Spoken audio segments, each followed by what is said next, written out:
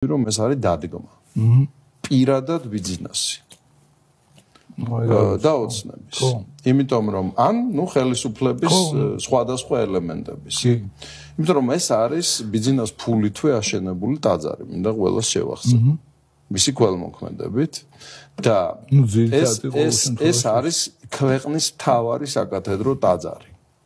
ეს არ არის რაღაც უსახელო სოფლის ბაზილიკა, რომელშიც ესეთი შეპყრობილი დაავადებული ადამიანი შევარდა და რომელიღაცა ხატი შებილწა. ეხლა ნატაფერაძემ არა თუ ის არის ის რა ქვია, რა ხატია რომელ ხატზე. მან არის ის საერთოდ ხატი რა არის და რომელ ტაძარში რა ხატი სად კიდია.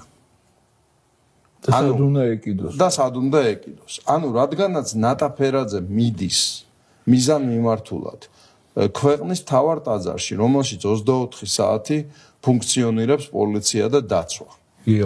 მას ატარებენ, შეყავთ, ატარებიებენ ამ პროვოკაციას და მერე უსაფრთხოდ გამოაბრძანებენ. ეს არის გამეორება იმ სცენისა, რაც მე ვიხილე კანცელარიასთან იმ ღამეს.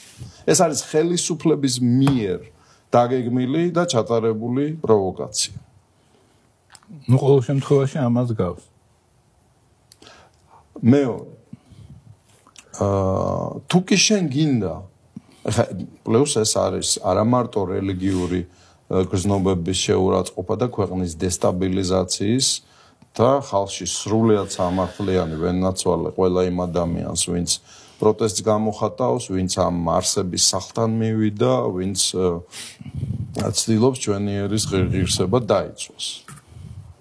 არ მაინტერესებს ვინ რა მოტივაციით არის იქ მისული რა. იმიტომ რომ ეგეთ რაღაცაზე თუ ჩუმდები და არაფერს არ ამბობ, ხო, ყველაფრის ღირსი ხარ საერთოდ. მაგრამ თუ გინდა, აშკარად საქმე გვაქვს სახელმწიფო მასშტაბის პროვოკაციასთან. ხო, მძიმე პროვოკაციასთან, რომელიც მიზანმიმართულად იდგმება იმისთვის, რომ ქვეყანაში დაიღვაროს სისხლი, მოხდეს არეულობა, გადატრიალება. ეხლა ვინმე მეტყვის რაში აწყობს ხელისუფლებას თვითონვე დაგეგმოს ასეთი მოვლენაო. ხო, ეს საინტერესო ამბავია. მე მაგაში, მაგ სამზარეულოში რო გავერკვე, ანუ რა კომბინაცია არის მან ჩაფიქრებული. ანუ ბიძინა დაბრუნდა თუ არა, დაიჭირეს ბიჭი ლაშა შარუხია, რომელზეც დღეს ვილაპარაკებთ. ემაზე რა ქვია, დროშის დაწვაზე.